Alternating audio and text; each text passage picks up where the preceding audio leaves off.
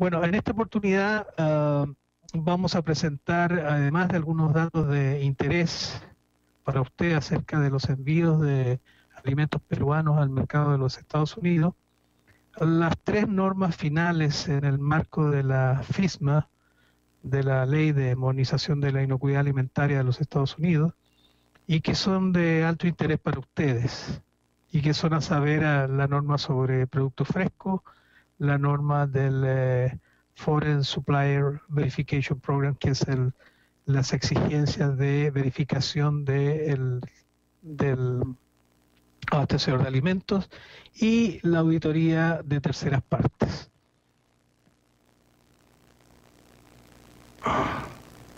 Bueno, esta es la agenda, son 10 secciones, pero son todas muy dinámicas y muy, digamos, concisas. En los siguientes slides mostraremos rápidamente cómo ha sido la dinámica del proceso de importación de alimentos de los Estados Unidos. Aquí se advierte que en el 2015 108.000 instalaciones extranjeras estaban registradas ante la FDA para exportar alimentos a los Estados Unidos, mientras que solo 81.000 instalaciones domésticas estaban registradas.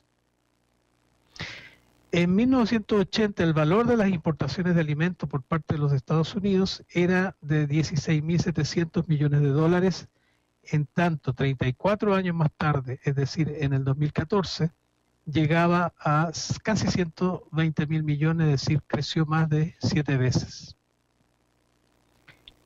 Entre 1980 y el 2000, el valor de las importaciones se duplicó en 20 años. En tanto, entre el 2000 y el 2014 se ha más que triplicado. Los principales grupos de alimentos importados por los Estados Unidos son pescados y mariscos, frutas, vegetales, bebidas y cereales, lo que en su conjunto representa casi el 60% de los alimentos importados por los Estados Unidos. Este gráfico advierte la evolución del número anual de nuevos alimentos envasados que entra al mercado de los Estados Unidos, ya sea diferenciado por tipo, por marca, características organolépticas, empaque, etc., lo cual refleja la fuerte expansión de la oferta de alimentos y la fuerte competitividad de los mismos en ese mercado. Desde el principio de la década de los 80 hasta el presente, el porcentaje de alimentos importados en relación al consumo total de alimentos ha pasado de un 8 a un 20%. Las frutas importadas han pasado del 6% en el 80 al 40% en el 2013. En ese mismo periodo, los vegetales han pasado del 6% al 20% y los mariscos del 45% al 91%, es decir, 90%. Es decir, del total consumido en pescado y marisco, el 90% es importado en los Estados Unidos.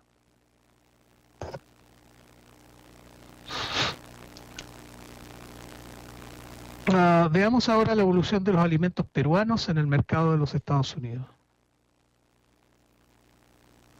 Entre 1990 y el 2000, el valor del crecimiento anual de las importaciones de alimentos de origen peruano en los Estados Unidos fue de 4,5%, mientras que entre el 2000 y el 2014 el crecimiento anual fue de 17,3%, es decir, un ritmo de crecimiento 4 veces superior.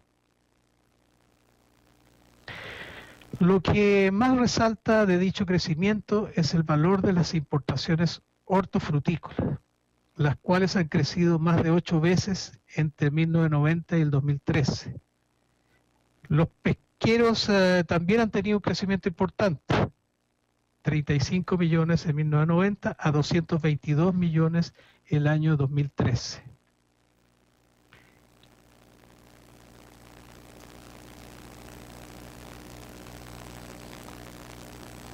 En cuanto a los productos tropicales, se advierte una fuerte contracción de las exportaciones de café a los Estados Unidos, explicado por problemas, entiendo, fitosanitarios, que es la roya, la disminución de los precios y la falta de renovación de los cafetales. Por el contrario, todos los productos hortofrutícolas han tenido un desempeño positivo en el mercado de los Estados Unidos, en especial los vegetales y la fruta fresca. En el ranking de suministro de alimentos en el mercado de Estados Unidos, Perú ocupa el lugar 18 en el 2014. Pensamos que el año 2015 incluso tiene una ubicación superior. Esto ha significado un notable mejoramiento en relación con principios de la década de los 90, en la cual Perú ocupaba el lugar 38 en este ranking. Aquí también podemos observar que los dos principales abastecedores de alimentos de Estados Unidos son Canadá y México, explicado tanto por su mayor cercanía como así también por ser parte de un acuerdo comercial de Norteamérica. Le siguen los dos gigantes asiáticos, China e India, y en Sudamérica también destacan, además de Perú, Chile, Brasil y Ecuador. Ahora veremos algunas acciones regulatorias tomadas por la FDA.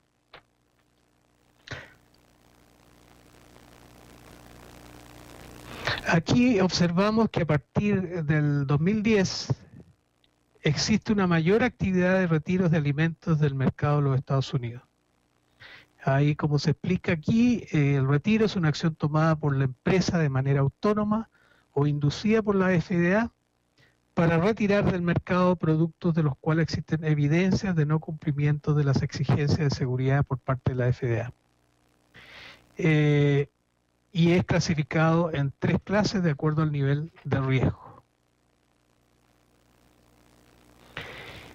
De los retiros de mercado claramente se advierte que el mayor crecimiento lo constituyen aquellos clasificados como clase 1, es decir, en donde existiría una razonable probabilidad de serio daño a la salud o incluso la muerte. El muestreo de alimentos para análisis ha sido tradicionalmente superior o mayor en los alimentos importados, los cuales han sido casi el doble que los domésticos. Aún así, se estima que menos del 2% de los alimentos que entran a Estados Unidos o alimentos importados es sometido a algún tipo de análisis.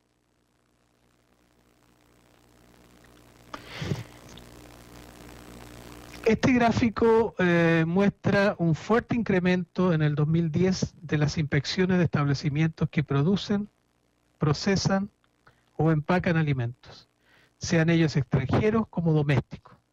De las cerca de 25.000 inspecciones realizadas por la FDA en el 2010 en establecimientos de alimentos, solo 357 fueron a establecimientos extranjeros.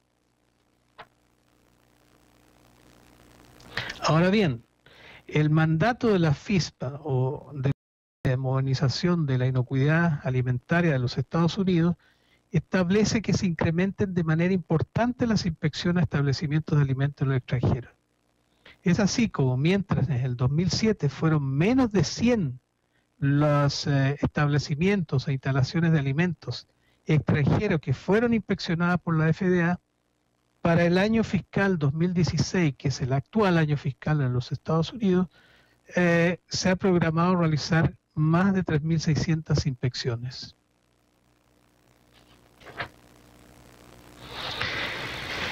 La FDA puede enviar cartas de advertencia cuando luego de una inspección se han encontrado serias deficiencias en el establecimiento inspeccionado. Carta que tiene que ser respondida en un plazo de 15 días. También la FDA puede enviar cartas sin título, untitled letter, las cuales tienen un carácter correctivo, pero no es de urgencia o de imperativo inmediato.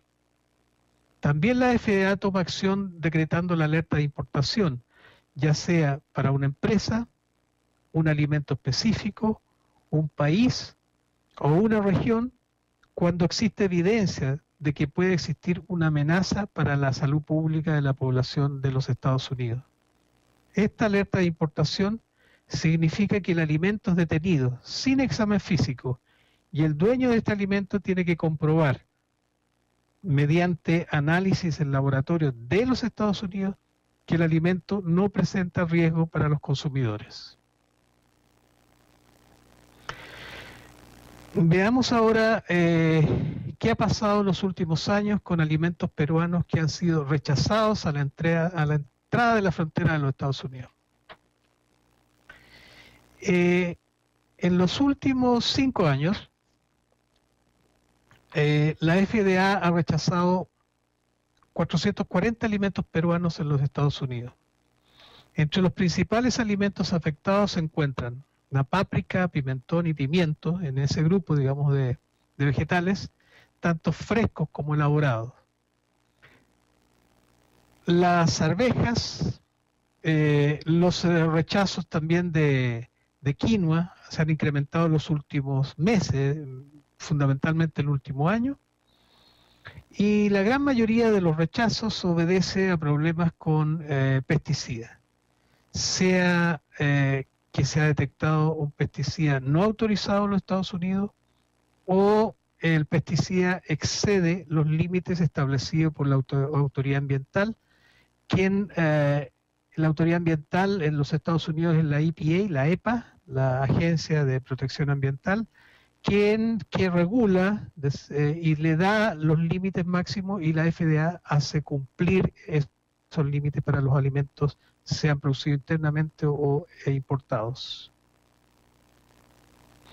Entre los productos del mar rechazados, el más importante es el maji-maji, yo no sé si es el nombre que tiene ahí, pero el perico también le dicen, o el delfín, que por análisis organolépticos señalan que hay indicios de producción de histamina o de descomposición.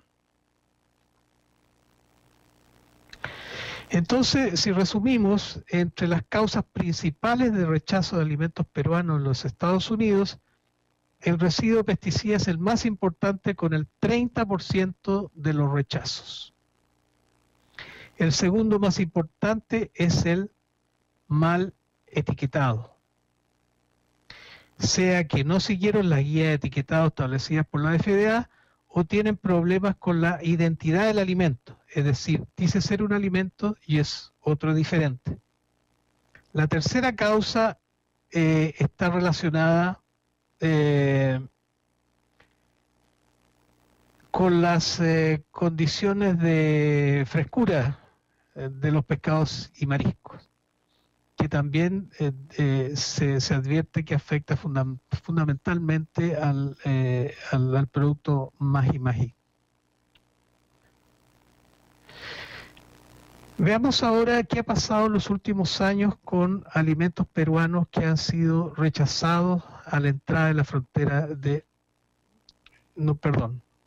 con las inspecciones que se han acontecido en los últimos 5 años. Primero, antes que nada, antes de ver la síntesis, para que ustedes puedan entender cómo la FDA clasifica las inspecciones, que entiendo yo que el último año fueron más de 100 que se realizaron en Perú. Hay 3 niveles. La primera es no action indicated, que no es necesario tomar acción. La segunda es VAI, que se indican acciones voluntarias. Y la última, que es la más compleja, es que se indican acción oficial. Veamos cómo le ha ido Perú en los últimos 5 años, del 2010 a junio del 2014. De las 166 inspecciones, 86 han sido clasificadas, no es necesario, está todo correcto, no tiene que hacer nada, usted está operando bien. En otras 76 se le exige, no se le pide, se le solicita acciones voluntarias, y en 4 ha habido acción oficial. ¿Y qué es lo que significa eso? Que el establecimiento, para seguir enviando productos a los Estados Unidos, tiene que ser reinspeccionado. Y según la FISMA, la reinspección corre por cuenta del importador, del productor, del exportador, y son alrededor de $320 por hora, más los costos de viaje del inspector. De las acciones oficiales de las reinspecciones, como ustedes pueden ver, son todos alimentos que son exigidos en Estados Unidos con HACCP. Conserva de pescado y marisco, pescados y jugos.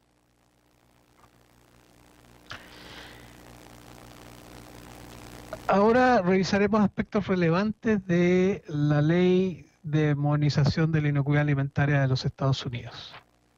Un gráfico que usted ya es común, que se aprobó esta ley, se firmó por parte del presidente Obama en enero del 2011, y que no aplica para carnes, aves y huevos procesados.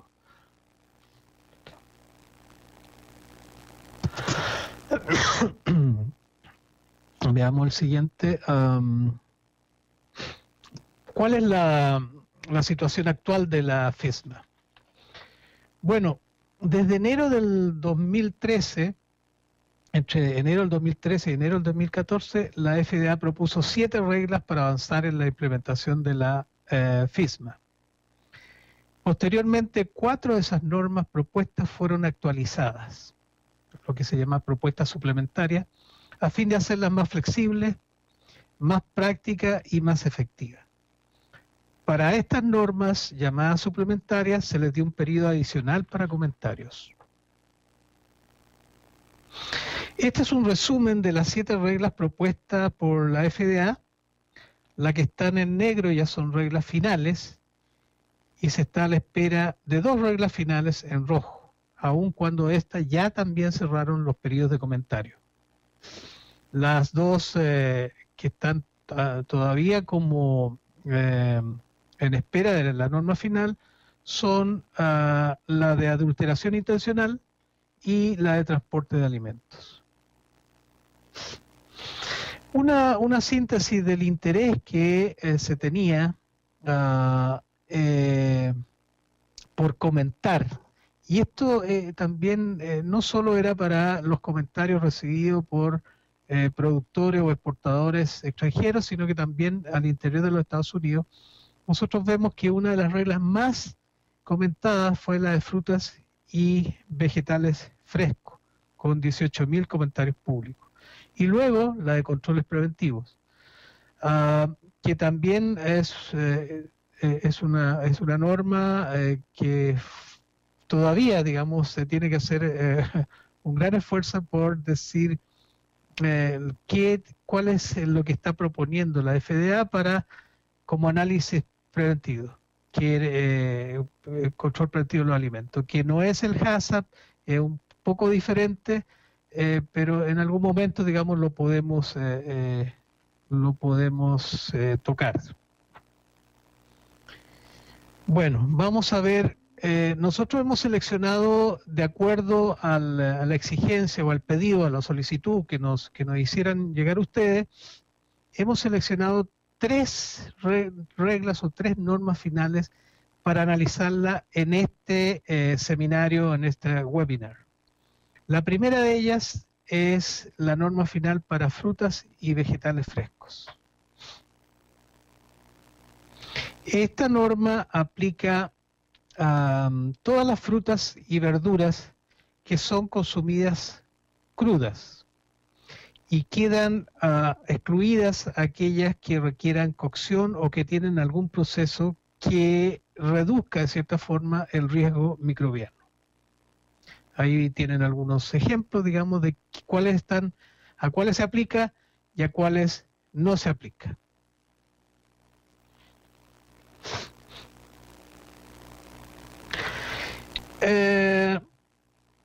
Este cuadro resume de cierta forma, o por lo menos ustedes lo debieran interpretar como que hay una discriminación positiva de la aplicación de esta norma para las fincas, las explotaciones agrícolas, las granjas, que son pequeñas. Por ejemplo, las empresas muy pequeñas tendrán 4 años para implementar esta normativa y 2 años adicionales para satisfacer los requerimientos de calidad de agua.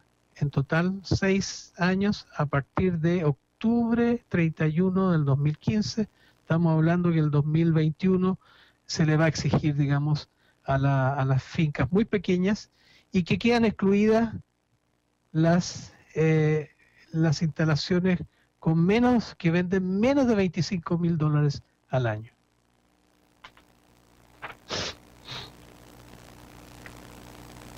Aquí es lo que le estaba diciendo. Las explotaciones agrícolas sujetas a esta regulación, las que venden más de $25.000 al año, y obviamente a las fincas mayores que venden en más de $250.000, se le exige 3 años y no 4 años como las fincas pequeñas. ¿Cuáles son los aspectos de mayor importancia a considerar esta norma? Ya lo habíamos insinuado, la calidad del agua es uno de los mayores. O sea, hay 2 requerimientos que son sumamente importantes, pero para los cuales se da mayor plazo para poder cumplirlo. Uno es la calidad del agua y el otro el uso de aditivos biológicos de uso animal que se usan como fertilizantes o para mejorar la textura del suelo. Los otros son, si bien es cierto, son importantes, son menos importantes que estos 2 que les señalé inicialmente. El control de animales domésticos y silvestres, la higiene y salud de los trabajadores, equipos, herramientas e instalaciones, en la limpieza e higiene de estos. Y a las actividades del cultivo, es decir, cosecha, empaque y almacenamiento. Un aspecto importante de esta norma es la obligatoriedad de mantener registros, entre los cuales se incluye información básica, acciones relacionadas con la calidad del agua, abonos orgánicos, higiene de trabajadores y de maquinaria y herramientas, instalaciones sanitarias y capacitación del personal. Los registros deben estar disponibles fácilmente y conservarse por 2 años a partir desde cuando el registro fue creado. Aquí pueden ver, digamos, un link de resumen en español, es un resumen, porque la norma misma debe tener unas 800 páginas, acá hay un resumen de 10 páginas en idioma español que ustedes pueden leerlo fácilmente. Esta norma final del programa de verificación de proveedores de alimentos extranjeros. Veamos en qué consiste esto. Esta norma exige que los importadores sean responsables de asegurar que quienes les venden los alimentos, es decir, los proveedores extranjeros, proporcionen el mismo nivel de protección de salud pública que se requiere para los productos domésticos o productos que son producidos en los Estados Unidos.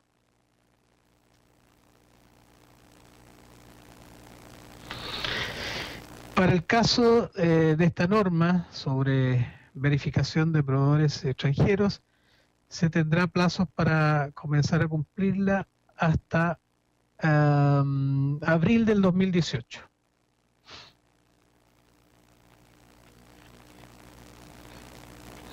Veamos en qué consiste el Foreign Supplier Verification Program. Es un programa que deben implementar los importadores cubiertos por la regla para verificar que sus proveedores extranjeros están produciendo alimentos seguros e inocuos. Se requiere que el importador mantenga un programa de verificación del abastecedor de alimentos extranjeros para cada alimento importado a los Estados Unidos y para cada proveedor extranjero de dichos alimentos.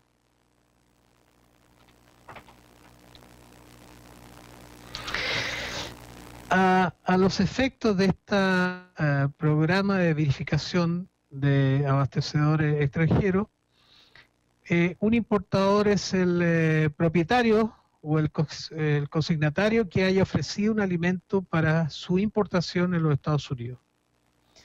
De no haber un propietario o consignatario, el importador pasa a ser el agente o el representante del propietario extranjero. Los importadores son responsables de realizar las siguientes actividades. Primero, determinar los riesgos conocidos o razonablemente previsibles en cada alimento. Evaluar el riesgo que supone un alimento basado en el análisis de peligros y desempeño del proveedor extranjero. En tercer lugar, determinar las actividades de verificación del proveedor, es decir, del productor extranjero. En cuarto lugar, realizar acciones correctivas si fuesen necesario. En quinto lugar, hacer una reevaluación periódica del programa. En sexto lugar, asegurar de importar alimentos de proveedores extranjeros aprobados sobre la base del desempeño del proveedor y de la evaluación de riesgo del alimento. Y finalmente, los importadores deberán mantener ciertos registros, incluyendo aquellos que documentan las revisiones del estado de cumplimiento, análisis de riesgo, actividades en torno a la verificación de los proveedores extranjeros, las investigaciones y acciones correctivas y las reevaluaciones del programa. Ahora, la FDA propone dos opciones para las actividades de verificación del proveedor. La primera es cuando el proveedor extranjero controla un riesgo y el proveedor extranjero verifica que su materia prima o el proveedor de ingredientes controla un riesgo. Acá el importador puede hacerse responsable de controlar el riesgo, pero esta persona necesita documentar cada año que los procedimientos para controlar el riesgo están siendo realizados de manera regular.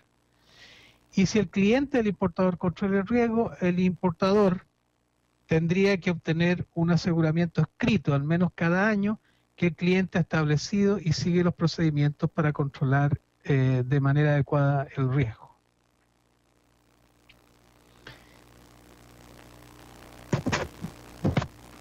¿Esto se repite?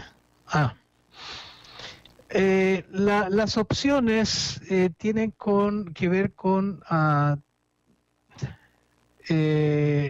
lo que la sigla acá que es SACODIA. Serious Adverse Health Consequences of Dead Human Organ. Es decir, si los riesgos pueden causar consecuencias serias para la salud o la muerte, entonces ahí vamos a ver en el slide siguiente qué es lo que la FDA dice.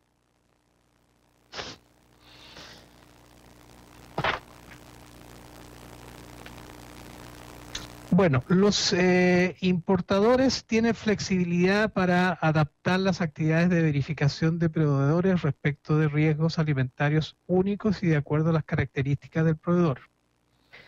Las opciones incluyen, primero, auditorías anuales in situ de las instalaciones del proveedor y que en este caso son obligatorias para los alimentos clasificados que tienen un riesgo de esta sigla tan extraña para nosotros, SACODIA. Es decir, alimentos de alto riesgo,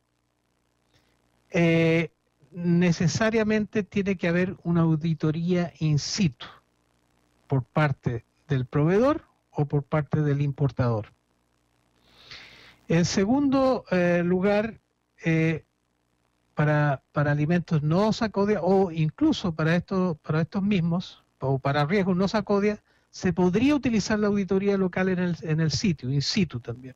Pero existen otras opciones, con muestreo y pruebas, evaluación de los registros del proveedor de alimentos y algún otro procedimiento apropiado.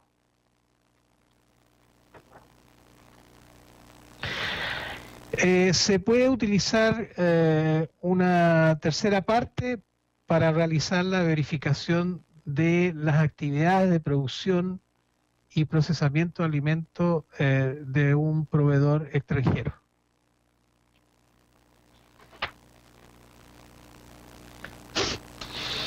Ahora, ¿cuáles son las excepciones? Aquí tenemos un grupo numeroso de excepciones de grupo de alimentos para la aplicación de esta norma: jugos, pescados y mariscos sujetos y en cumplimiento de las normativas de análisis de peligro y puntos críticos de control de la FDA, es decir, HACCP, para dichos productos y determinados ingredientes para su uso en el jugo, pescado y productos pesqueros sujetos a las normativas de HACCP. Es decir, ¿quién es exigido de HACCP hoy día, que son los jugos, los pescados y los mariscos? No, ya que tienen HACCP, la obligatoriedad de HACCP, no le aplica esta normativa del Foreign Supplier Verification Program.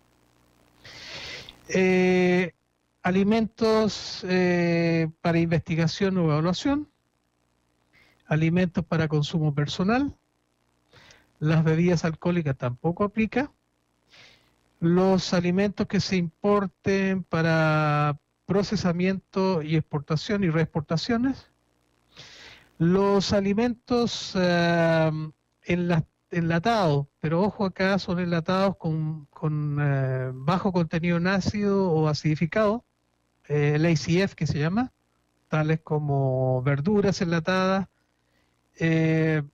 pero solo con respecto a los peligros microbiológicos, porque la normativa y el registro exigido por alimentos de baja acidez o acidificados, obviamente aminora los riesgos microbiológicos, pero no otros tipos de riesgos como químicos o físicos. Y obviamente están fuera las carnes porque son reguladas por el Departamento de Agricultura, es decir, la USDA. Y también hay algunos requisitos modificados para la aplicación de esta norma. Estos requisitos modificados se establecieron para importadores muy pequeños e importadores de alimentos procedentes de ciertos proveedores pequeños. ¿Qué es esto de los pequeños? Es un tope que importa menos de $1 millón o que el proveedor vende menos de $1 millón anuales. Por otra parte, los requisitos para suplementos dietéticos varían de acuerdo a una serie de factores, en particular si la situación se trata de un producto terminado o un ingrediente. Y finalmente, esto que ha sido muy discutible, que sea un alimento de un proveedor extranjero en buen estado de cumplimiento y con un sistema nacional, estamos hablando de países, de inocuidad alimentaria que la FDA pudiese reconocer oficialmente como comparable con el de Estados Unidos. Veamos la última de las normas que vamos a revisar hoy día, que es la norma final del programa de acreditación de auditores de terceros. Esta regla establece un programa voluntario para la acreditación de organismos de certificación de terceros, también conocidos como auditores. Esto para llevar a cabo auditorías de inocuidad alimentaria y expedir certificaciones de instalaciones extranjeras y de los alimentos de consumo humano y también para consumo animal que ellos producen. La FDA reconocerá organismos de acreditación, los que a su vez van a acreditar auditores de terceros, auditores de instalaciones, de establecimientos en los países extranjeros. En cuanto a los plazos de cumplimiento,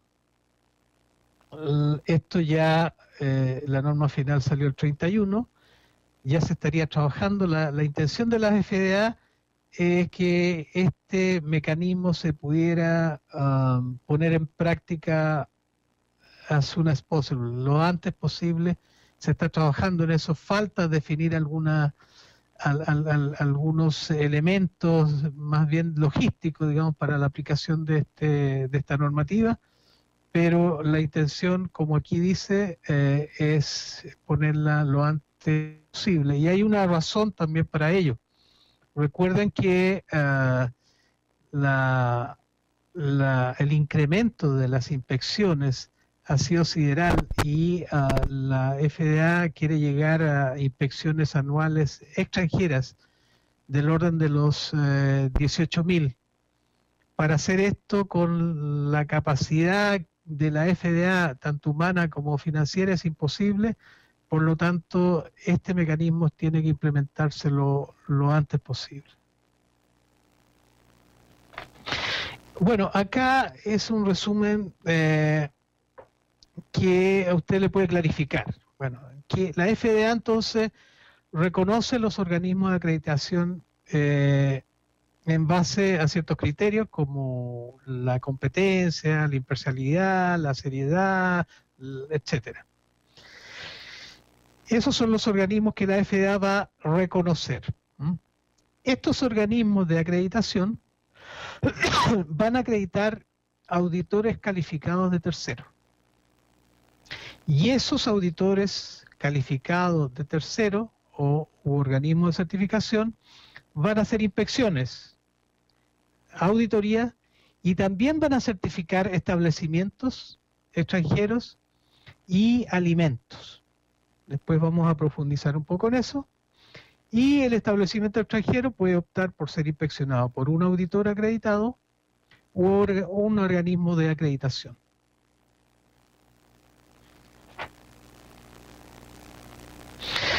Un organismo de acreditación reconocido por la FDA bajo este programa podría ser un gobierno, una agencia extranjera o un tercero privado. Deben cumplir con los requisitos de competencia, autoridad, capacidad, imparcialidad, aseguramiento de la calidad y obviamente llevar registros. Estos organismos, ¿qué es lo que van a hacer? Acreditan, evalúan y acreditan los organismos de certificación de terceros, monitorean el desempeño de estos organismos de certificación, evalúan y corrigen cualquier problema, presentan informes de evaluación y otras notificaciones ante la FDA y, como ya lo he dicho, mantienen registros requeridos y que le permitan a la FDA acceder cuando ella lo solicite a estos registros.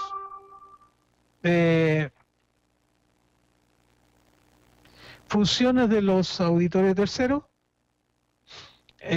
Los organismos de certificación de terceros acreditados bajo este programa deben llevar a cabo auditorías de las instalaciones sin previo aviso. Es decir, hoy día las auditorías que hace la FDA son con previo aviso.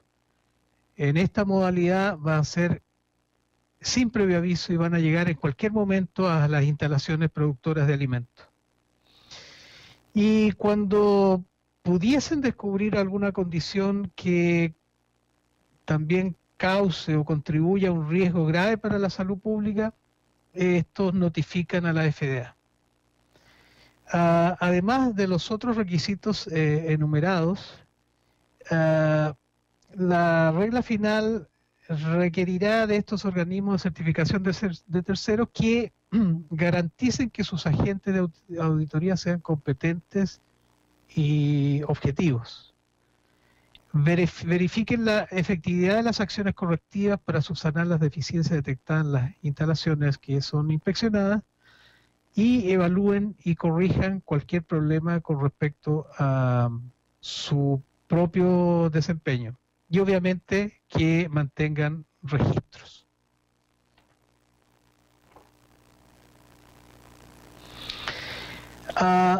Las entidades extranjeras pueden utilizar certificaciones para dos propósitos.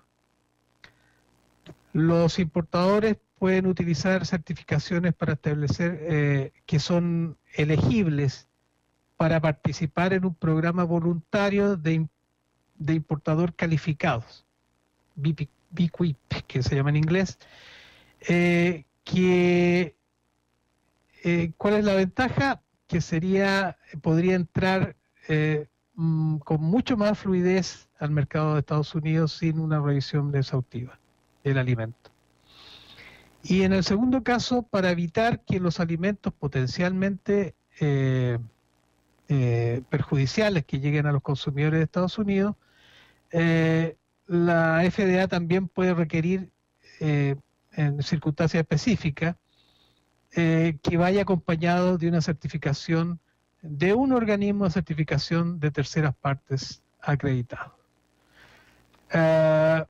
Bueno, como ven ustedes, las normas son simples, pero al mismo tiempo hay una serie de dudas que quedan en la gente cuando uno se las explique rápidamente. Así que estamos disponibles para responder las preguntas que ustedes tengan este día. Gabriela Sánchez pregunta cómo selecciona o elige que una importación pase inspección. ¿Es al azar o todas las importaciones pasan dicha inspección? Bueno, ustedes vieron la cantidad de establecimientos registrados ante la FDA que son extranjeros, son más de 108.000. Las inspecciones en el extranjero este año podría llegar a 3.000. Entonces, la idea en el futuro es que cada 5 años un establecimiento sea inspeccionado. Pero mientras que hoy día tenemos pocas inspecciones en relación a la cantidad de establecimientos registrados, la selección la realiza el Centro de Alimentos de la FDA, el CIFSAN, y la hace fundamentalmente relacionada con, primero, los riesgos del alimento. Si un alimento de alto riesgo, digamos, tiene más probabilidad de ser seleccionada.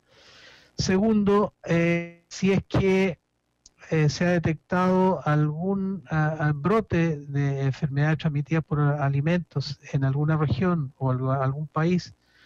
Y tercero, obviamente tiene mucho que ver con el historial de la empresa que envía alimentos a los Estados Unidos.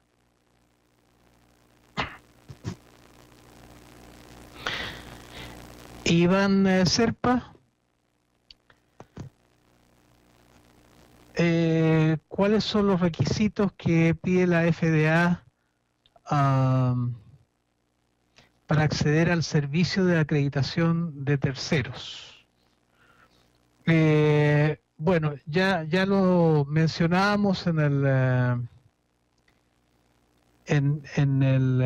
la presentación, que deben cumplir con una serie de requisitos en términos prácticos. Primero que nada, obviamente tienen que ser profesionales que tengan una vasta experiencia, que si tienen una experiencia en inspecciones mucho mejor. Muchas veces, digamos, pueden venir de organismos públicos que trabajan o en la evaluación o la inspección de establecimientos en los países, que sean competentes, que sean objetivos. Que otro elemento importante que es de orden práctico es que las auditorías o los relatorios que hagan de la inspección van a tener que ser en idioma inglés para que pueda ser revisado o reprocesado por parte de la FDA.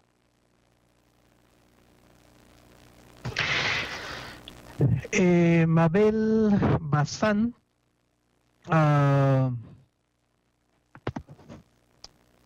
¿cuáles son los beneficios para los exportadores peruanos al acogerse al programa de verificación de proveedores? Bueno, el programa de verificación de proveedores va a ser una exigencia que la ley le está haciendo al importador. Antes los importadores se lavaban las manos. Hoy día, con esta norma, que es norma final, los importadores son responsables de lo que está llegando a los Estados Unidos.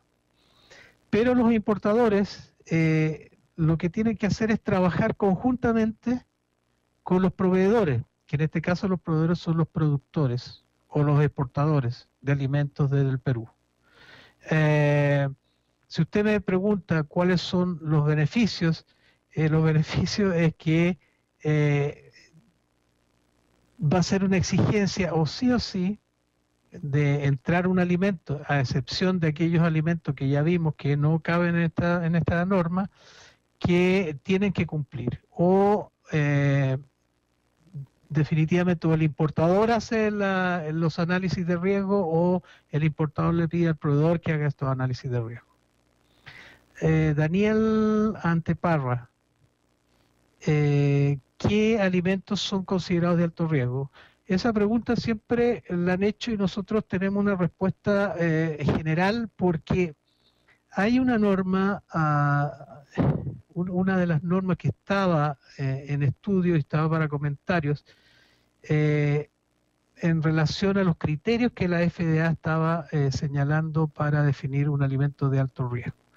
Hoy día está claro que todos aquellos alimentos que son exigidos de HACCP son de alto riesgo. ¿Cuáles son? Los pescados y mariscos y los jugos. Y los alimentos que son el ACF, recordemos que de esos van a estar fuera de esta normativa, fuera de la normativa del Foreign Supplier Verification Program, pero los alimentos que se consumen crudos son de alto riesgo microbiológico y en esto estamos con los frutos y los vegetales frescos.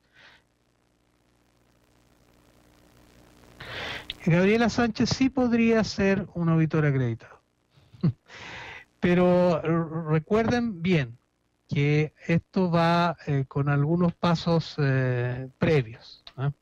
Primero, lo que la FDA tiene que reconocer a los organismos de acreditación y obviamente en base a un montón de criterios que están escritos ya. Y esos organismos de acreditación son los que van a acreditar a los auditores calificados terceros, que pueden ser algunas organizaciones, pero pueden ser personas, y lo más probable es que sean personas con alto nivel de experiencia. Renato García.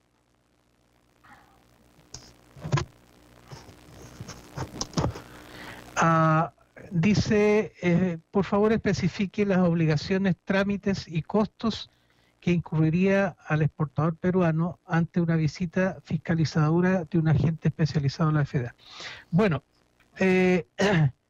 espero haber entendido la pregunta, porque las visitas regulares de inspección, que son el 99% de las visitas que hace la FDA, no tienen costo para el exportador o para el productor extranjero.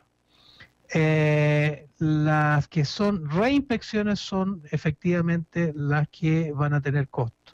O sea, hasta el momento el criterio de la FDA ha sido: no vamos a cobrar y no seguiremos, no estaremos cobrando para visitas de inspección regulares, pero sí para las reinspecciones con costo de 300 y tantos dólares la hora. Y las obligaciones que tienen es abrir las puertas nomás a la FDA. Otra pregunta, Carlos Cabrera. ¿Cuándo se estarían aplicando estas auditorías? Lo dijimos que la FDA quiere poner en marcha este mecanismo de terceros acreditados lo antes posible. Ahora, si usted me dice de las auditorías en general, las auditorías que son las inspecciones a los establecimientos se llevan a cabo regularmente por parte de la FDA, por parte de la sede, inspectores que vienen desde Estados Unidos. ¿A partir de cuándo esa es una pregunta similar? ¿A partir de cuándo estas inspecciones entran en vigencia? Las inspecciones de terceros acreditados, la FDA quiere ponerlo lo antes posible en práctica. No sabemos todavía a ciencia cierta cuándo van a comenzar, pero yo creo que va a ser un proceso relativamente lento, va a empezar de a poco. Edgar Benítez, ¿estas inspecciones incluyen a los establecimientos que producen el ACF? Sí, a todo tipo, las inspecciones que hoy día se hacen por parte de inspectores que vienen de Estados Unidos, son a productos frescos, son al ACF, son a pescado y marisco que son de HACCP, son a ready to eat, listo para el consumo. Eso no cambia, van a ser para todos los alimentos. Alberto Quispe, ¿el café y el cacao están en riesgo de ser incluidos como productos no deseados en el mercado? No. Es más, digamos, va a estar etiquetado en el caso del café y en el caso del cacao como producto procesado, son productos considerados de bajo riesgo. Eduardo Manrique, ¿qué tipo de control lleva además la FDA en el traslado de los alimentos? No sé si entiendo bien la pregunta, pero me imagino que me está preguntando por el transporte, que es una de las normas que todavía no está finalizada. Pero en general la FDA va a exigir registros. Y obviamente esos registros están en relación con quién hace el transporte y cuáles son la higienización de los transportes, etcétera. No solamente de los transportes a nivel nacional, sino que a nivel internacional. Alfredo Guillén, ¿las inspecciones de terceros acreditados serán paralelas a las inspecciones regulares de la FDA o será la nueva modalidad? Efectivamente, usted está en lo cierto, van a ser adicionales. Serán, como usted dice, paralelas. El grupo de inspectores que ha sido capacitado y que tiene la FDA es grande, así que puede ser que en 100 inspecciones que se hiciesen en el futuro, la mitad pueda venir de Estados Unidos y la otra mitad puede ser de terceros acreditados.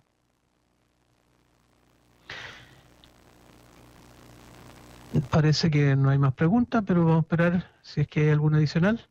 Julia Gamarra, ¿qué información en el etiquetado debemos considerar para la exportación de arándano fresco o congelado o de otro producto en particular? Bueno, esto depende, porque si la exportación de arándano suya es a granel, no hay exigencia de etiquetado.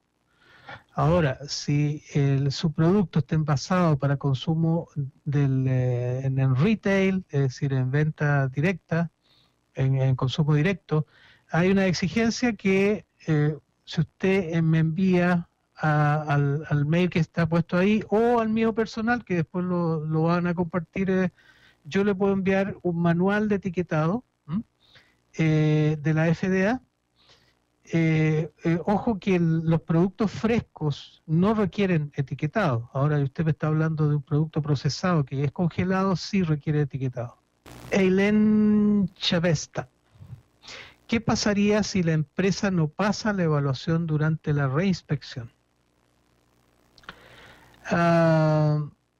Bueno, si la empresa no pasa la primera inspección, obviamente ya tiene problemas porque se pone en una alerta de importación la empresa. Cuando se pone una alerta de importación a una empresa, significa que el producto que envía la empresa va a quedar detenido sin examen físico. Y para salir de una alerta de importación tiene que hacer un sinnúmero de pasos y demora un buen tiempo en salir de esa alerta de importación. No quiere decir que la empresa nunca más va a poder exportar, sino que va a tener que demostrar que el producto que está enviando es sano. Edgar Benítez. ¿Es un requisito para ser un organismo de inspección acreditado también ser acreditado por Indecopi u otro organismo nacional equivalente? No. No, esta es una ley de Estados Unidos que no tiene exigencias a nivel nacional. Bueno, yo quisiera agradecerle nuevamente de poder participar este miércoles del exportador de Perú.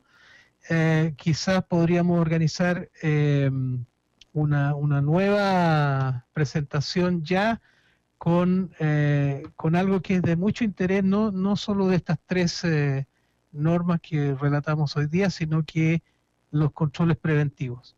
Que el control preventivo, que era HACCP antes la exigencia de la FDA, ahora va a ser un control preventivo para todos los alimentos.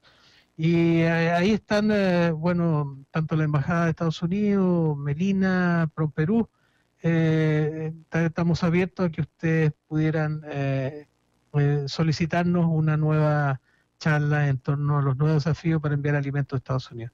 Muchas gracias.